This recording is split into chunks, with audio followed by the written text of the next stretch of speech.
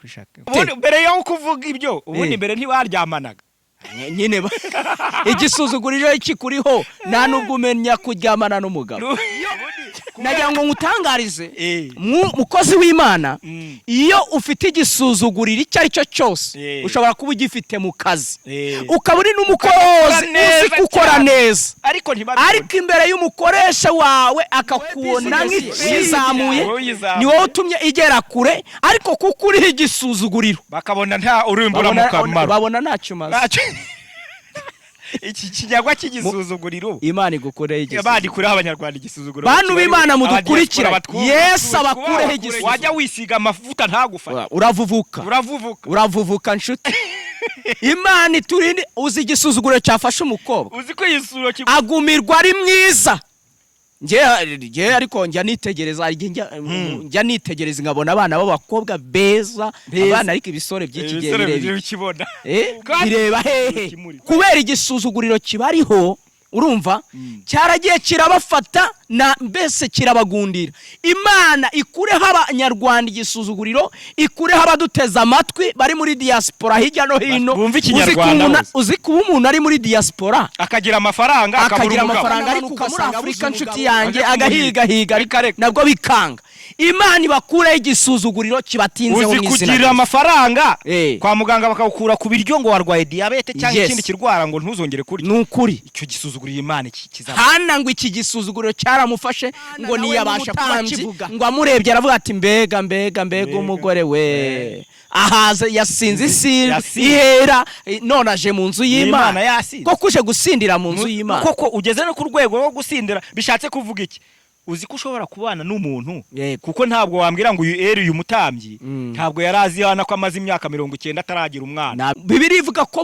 buri gihe cy'umwaka uko cyatahaga bajyaga yo gutamba ibitambo Yesu bivuze ngo yarasanzwe amuzire ariko kubera ko igisuzuguriro gishobora no guhuma abantu bakwegereye nibakubone yuko umubabaro wawe niba ubone reka tubwire Imana ikuri abantu igisuzuguriro cya kintu niki tuyibwire ikureho igisuzuguriro we muntu uri kutwumva Yes, twongeye kubasuhuza bakunzi bisarura 12 TV amahoro y'umwami Yesu nabane namwe turabakunda kandi turabishimira tuba tumaze iminsi tutaheruka gukorana bitewe n'impamvu zigiye zitandukanye z'ubuzima ariko uyu munsi Imana iduhaye umugisha wo kugira ngo tuganire ku ijambo ry'Imana mu gihe kingana n'icyo dufite Imana iduhaye mu umugisha dusuhuje abari mu mande zitandukanye abari muri Afrika ndetse abari ku mugabane w'Uburayi abari ku mugabane wa Amerika abari ku mugabane wa Asia inshuti zacu mudukurikirana Yesu abaho umugisha turabakunda nta kindi gituma twishimira kuza kuganira namwe ni ijambo ry'Imana Imana ibaho umugisha nicyo kituzana hano kugira ngo tubagezeho ubutumwa bwiza bw'ijambo ry'Imana tugira ngo dufashanye kandi Imana ibane namwe mu izina rya Yesu sindi hano ndi ngenyine ahubwo ndi kumwe n'umukozi w'Imana tugiye kwakira kugira ngo dufatanyirize hamwe atugezeho ijambo ry'Imana uyu munsi yaduteguriye Imana y'amahoro ibahe TV yego Imana y'amahoro ibaho umugisha amazina yanjye nitwa Ngendahimana Eli kandi ndabishimiye cyane yego natwe turakwishimiye nkuko kungirira icyizere cyo kuntumira kuri Isarura 12 TV no umugisha ukomeye amen umugisha ukomeye ndumva tugiye kureba iryo jambo rya Hana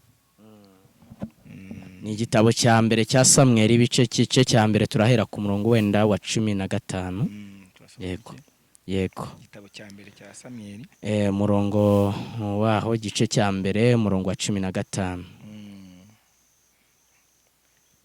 Hana aramusubiza ati ashwida tabuja ndi umugore ufite umutima ubabaye ntabwo nanyoye vino cyangwa igisindisha cyose ahubwo nsutse imbere y'Uwiteka amaganya yo mu mutima wanjye 16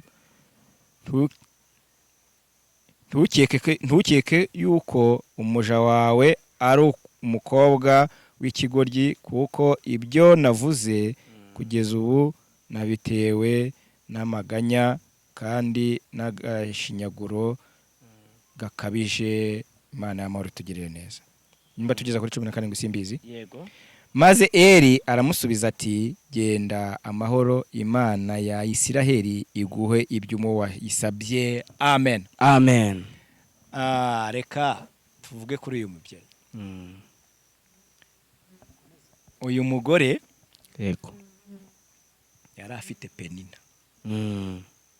Hana yari afite Penina. Yego yari afite Penina rwose. Uyu mugore yari afite Penina. Ariko nubwo yari afite Penina, banza umenye ngo uyu Penina yaje ati.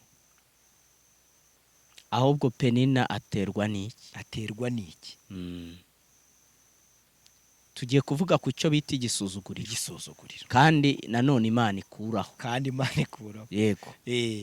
Kuko kugira ngo ugire Penina nuko buriho igisuzuguriro. Hana yari afite igisuzuguriro cy'urubyaro. Icyo gisuzuguriro cyo kutabyara rero cy'ubugumba, igisuzuguriro cy'ubugumba ni nacyo cyahamagaye Penina ku buzima bwe. Ubundi hari igisuzuguriro umuntu agira ndetse wakigira kigahamagara ibisa na Penina ku buzima bwawe. Mu yandi magambo tuje kuganira n'abantu bo ku Isarura 12 TV tubabwira ngo ntabwo tuzi urwego rw'igisuzuguriro ufite uhuye nacyo, ariko kandi hari ukuraho icyo gisuzuguriro. Reka tubwire abantu ngo yego hari igihe uba ufite igisuzuguriro umuntu yakubona ugenda akakubona nko wasinze cyane kubera igisuzuguriro. Uzi ko igisuzuguriro kikuvana ku rwego rw'ubumuntu kikakugira umusinzi utanyweye cyane, kirakudandabirikanya ukagenda udandabirana. Uzi ko igisuzuguriro gituma wivugisha. Yego. Kuko Hana kugira ngo Era mubaza ati uzageza he n'iryo sindwe, yabonaga ari kugira iminwa gutyo. Kubera igisuzuguriro cy'urubyaro cyaramukanze, kiramukanda, kiramutuga ku rwego yagiye imbere y'Imana gusenga atakibasha kuvuga. Kiranamuganiriza. Umugana abanyarwanda bajya baca. Abanga ujya kuvuga batarabona. Hana yari yarabonye. Hana yarabonye. Izindi ngorane Hana yari afite. Nukuvuga ngo nuwakenyegezaga ntabwo yari kure. Oya. Yari bugufi bwe. Yari Penina mukeba we. Nuvuga ngo niyo yavaga gusenga Imana ivuga ati mwana wanjye humura nzakugira neza, yasangaga umuhwa wa mukeba we. Ishubisha rihanda gike kimujoma yabate. Bibiliya yaravuze ngo numufatanga ubabaza nuzongera kukubabaza. Ati reba ubutaje ubundi sinari narabyaye dore nongeye gutwira. Uyibona? Wayibonye? Uri kubona inda? Reka tubwire abantu rero kushitana ari kuganiriza. Bafite igisuzuguriro ndetse gitinzeho Satani akaza kukibaganiriza. Yego. Ko nubwo gihari ariko hari n'ukuraho icyo gisuzuguriro. Ariko butarira simbuka usome ku murongo wa 19. Yego, ku murongo wa 19. Bukeye bazinduka kare mu gitondo. Yego. Bajya imbere y'Uwiteka barasenga Yego, barasenga barangije basubira iwabo. Basohora mu rugo rwabo Irama. Maze Elukana aryamana n'umugore we Hana, Uwiteka aramwibuka. Iri jambo niryo nshakamo. Kugisuzuguriro ufite. Mbere yo kuvuga ibyo ubundi mbere ntibaryamanaga. Nyine igisuzuguriro kikuriho nta nubwo umenya kuryamana n'umugabo. Iyo nagira ngo ngutangarize mukozi w'Imana, iyo ufite igisuzuguriro icyo ari cyo cyose ushobora kuba ugifite mu kazi, ukaba uri n'umukozi uzi gukora neza, ariko imbere y'umukoresha wawe akakubona nk'ikindi kandi ni wowe bizinesi ye wizamuye, ni wowe utumye igera kure, ariko kuko uriho igisuzuguriro bakabona nta urimbura mu kamaro, babona ntacyo maze. Iki kinyagwa cy'igisuzuguriro Imana igukoreye igisuzuguriro. Abandi kuri abanyarwanda igisuzuguriro. Bantu b'Imana mudukurikira, Yesu abakureho igisuzuguriro. Uzi ko igisuzuguriro kikubaho wajya wisiga amavuta ntagufata. Uravuvuka nshuti. Imana iturinde. Uzi igisuzuguriro cyafashe umukobwa. Uzi ko igisuzuguriro agumirwa ari mwiza. Nge ariko njya nitegereza ngabona abana b'abakobwa beza, abana ariko ibisore by'iki gihe bireba bireba hehe. Kubera uwo muntu igisuzuguriro kimuri kubera igisuzuguriro kibariho urumva cyaragiye kirabafata na mbese kirabagundira. Imana ikureho abanyarwanda igisuzuguriro, ikureho abaduteza amatwi bari muri diaspora hirya no hino. Uzi kuba umuntu ari muri diaspora akagira amafaranga ariko ugasanga abuze umugabo we, akanamanuka muri Afrika nshuti yanjye agahiga nabwo bikanga. Imana ibakure igisuzuguriro kibatinzeho n'izina. Uzi kugira amafaranga kwa muganga bakawukura ku biryo ngo warwaye diabete cyangwa ikindi kirwara ngo ntuzongere kurya. Nukuri icyo gisuzuguriro Imana kizaba. Hana ngo iki gisuzuguriro cyaramufashe ngo niyabasha kuba kivuga. Erukana nawe nk'umutambyi ngo amurebye aravuga ati mbega umugore we ahaze yasinze ihera none aje mu nzu y'Imana. Ko kuje gusindira mu nzu y'Imana koko ugeze no ku rwego rwo gusindira bishatse kuvuga iki? Uzi ko ushobora kubana n'umuntu kuko ntabwo wambwira ngo uyu mutambyi ntabwo yarazi hana ko amaze imyaka 90 ataragira umwana. Ntabyo yarazi. Ntabwo wambwira ngo ntabwo yarabizi kuko niyo ari umutambyi koya buri Bibiri ivuga ko buri gihe cy'umwaka uko cyatahaga bajyagayo gutamba ibitambo. Yesu bivuze ngo yarasanzwe amuzire, ariko kubera ko igisuzuguriro gishobora no guhuma abantu bakwegereye nibakubone yuko ubabaye umubabaro wawe niba ubone. Reka tubwire Imana kuri abantu igisuzuguriro cya kintu n'iki. Tuyibwire ikureho igisuzuguriro. Wewe muntu uri kutwumva kuri Isarura 12 TV. Yego. Aho uri wapfukama. Aho uri umva wamanika amaboko ukabwira Imana ati Mana reba iki igisuzuguriro cyanjye ni njyewe nawe Mana dukizi. Abandeba ntabwo bakibona, abo tuvukana ntibakibona, ariko wowe ukireba winumanagure igisuzuguriro. Kubera ko Hana nigute urasomye uravuze hano ku 19 werukana ngo aritashye noneho ngo aryama ngo bazinduka.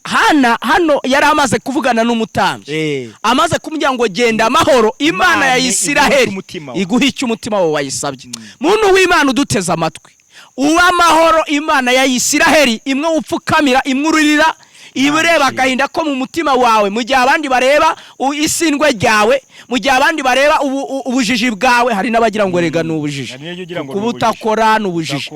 Imana ireba ibyo ngibyo mu izina rya Kristo Yesu izi gukureho icyo gisuzuguriro mu izina rya Yesu Kristo umucunguzi wacu. Haleluya amen. Bibiliya ijambo ry'Imana ritubwiye ngo iki rero? Ndiratubwiye ngo nuko aramujya ngo genda amahoro Imana ya Isiraheli guha icyo umutima wawe wagize gute wayisabye. Ngo nuko bazinduka kare mu gitondo basubira gutambira Imana ibitambo by'amashimwe. Ngo nuko barangije barataha basohoye mu rugo rwabo Irama. Niryo jambo nungutsemo ikindi kintu. Yego. Yutegereje Imana mwituze no mwibyiringiro harimo igisubizo. Rya jambo riragarutse. Harimo igisubizo. Mwituze no mu byiringiro harimo igisubizo. Kubera ko uyu mudamu yego ntabwo yigeze yivumbura. Ariko uzi gusanga umuntu waruzi ngo niwe ujye gufa umve ko yari n'umutambyi. Buriya yaravuga ati buriya yatambye nanjye abamhora nsengera mvuga cyane. None hubwo akubaje ngo iryo sindwe izo nzoga kutuzizana mu nzu y'Imana. Arabi iki gihe abati pastor ibintu ambwiye sinzongera no kujya mu rusengero rwe. Yahitagwa yabaguye. Ariko Hana asubizanya umutima w'ineza, asubiza umutambyi aravuga ati rega muja wawe sindi umukobwa w'igicucu, ahubwo ibi biraterwa n'agahinda ko mu mutima. Shuti y'Imana, abantu mufite agahinda ko mu mutima kababereye inkota ihora ibacumita iteka, Imana izibakiza ko gahinda, ibibuke mu izina rya Yesu. Umva ijambo rikomeye twasomye kugira ngo dusoze bitewe n'igihe kiradufashe. Dusomye ijambo rivuze ngo basoheye mu rugo rwa Birama. Ijambo warumbajije ravuga ngo ubundi bari basanze bataryamana. Ngo bari basanze bataryamana. Bivuze ngo iki? Bivuze ngo icyo wakora cyose. Yego. Tegereza igihe cy'Imana. Iri jambo bita igihe tuzarigarukaho kuko tugiye kuvuga iki gihe. Tuvuze ku gihe igihe cy'Imana mosherame ni hatari. Ariko ngo nuko ngo basohoye mu rugo rwa Birama ngo Erukana ajyamana n'umugore we Hana. Ngo nuko Uwiteka aramwibuka iryo joro. Ese ubundi tuvuge ko Uwiteka ubundi atamubona. Ntiyamubonaga se. ahubwo hariho ijoro Imana hariho ijoro Imana yandika ikakwibuka, ikibuka umubabaro wawe, ikibuka agahinda kawe, ikavuga ati uyu munsi umubabaro wawe n'agahinda kawe mbihaye ramvuwaye ku buzima bwawe, ndabisohoye. Kandi reka tubwire abantu ku Isarura 12 TV yego yuko nubwo Imana yatinda kugutabara ariko yije biramenyekana mu gihe iby'abandi bari bafite biba bizwi nabo gusa, iby'Imana byo biba public. Mana ishimwe, Mana ishimwe. Bivuze ngo wowe nubwo ubona wewe wari waratabawe bizwi nawe n'umuryango wawe, ariko iby'Imana ijemo bimenywa n'igihugu cyose. Imana ihabwa icyubahiro. Ubutabazi bw'Imana bumenywa n'isi yose. Amen. Imana iguha umugisha mukozi w'Imana. Bivuze iki rero? Kuko niyo mpamvu Hana yahise amubwiye avuga ngo wari ingumba byaye 7, umwana umwe abaye 7 batese. Yego ngo wabyaye yaracebye. Byaye yaracebye. Bivuze iki? Abiwe nabo muri karitsiye. Ariko we aramenyekanye mu gihugu. Nuwigihe Imana imwibukiye. None ni nuw'Imana yivuzeho. Ariko ziko Imana yihaye igisuzuguriro wamvuye igisohoye bimenyekana ahantu hose. Kuba kuzi n'abatakuzi. Itegeko. Imana y'amahoro. Bivuze ngo tubwire bene data bari badukurikiye nubwo bageragejwe igihe kirekire ariko Imana izanabahoza igihe kirekire. Imana iguha umugisha. Dusoze iri jambo. Imana iguha umugisha mukozi w'Imana Eri. Wemeye kuza kugira ngo tuganire ijambo ry'Imana kuri Isarura 12 TV.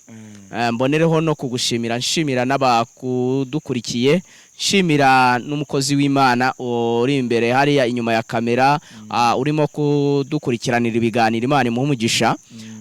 Nagira ngo nkubwire ngo mbonereho kubwira bose natwe twese Imana idukureho igisuzuguriro. Igisohore mu izina rya igisuzuguriro we gituma wivugisha utarasaze. Igisuzuguriro kigufata bakanakwibira cano, njya numva abantu bibiye cano nawe yafashe Imana igukwegeza. Imana y'aberi bahumugisha, turabakunda cyane mu izina rya Yesu. Tubabwiye ngo Imana ibakoreye igisuzuguriro, kandi wowe uzadukurikira ugifungura cano nuzumvira ijambo uzapfukamaho uzaburi n'abari muri biro ubwira Imana ngo Mana ndigenzuye nsanga igisuzuguriro cya kindo nkuraho iki gisuzuguriro. Reka dusenge. Kuko hari abantu bafite igisuzuguriro cyo guteretwa. Umuntu ugasanga arateretwa n'umuntu wari we wese we. Yego bakamubonerana. Imana iguha icyubahiro n'igitinyiro. Dusengere mukozi w'Imana. Turagushimiye Uwiteka Mana yacu. Yego niwe mbaraga zitanga ubuzima. Dusanze igisuzuguriro ari ikintu kitoroshye, kidukureho uriho umuntu wese wumva ikinyarwanda, buri mu Rwanda, utwumva muri Kongo, Tanzania, Uganda n'ibindi bihugu duhana imbibi ndetse n'i Burayi, wese wumva ikinyarwanda akaba yarafite iki gisuzuguriro, haba ari icyo kudashaka ukimukureho, yaba ari icy'ubugumbo kimukureho, yaba ari icy'inzara kimukureho, yaba ari icyo kwambara ubusa, kutabyara n'ibindi bitandukanye. N'icyo burwayi bumaze igihe kirekire cyamuvanye ku biryo byiza, yarageze igihe cyo kubirya. Turasenze ngo nizo ndwara z'amayobera zikire mu izina rya Yesu. Icyo gisuzuguro kive ku bantu bawe, kandi abari bafite abantu bane barananiwe kwakira Yesu n'umwami n'umukiza wabo, ubakure iki gisuzuguro Satani yabashyizemo cyo guhora mu businzi n'ubusambanyi n'ubutinganyi. Cyo nacyo ni igisuzuguro ndetse gikomeye, ugikure ku bantu bawe, abantu ubwo baveho igisuzuguriro, bakiri ibyaha, banakiri ibigeragezo ni mu izina rya Yesu Kristo. Amen. Shalom. Shalom. Shalom.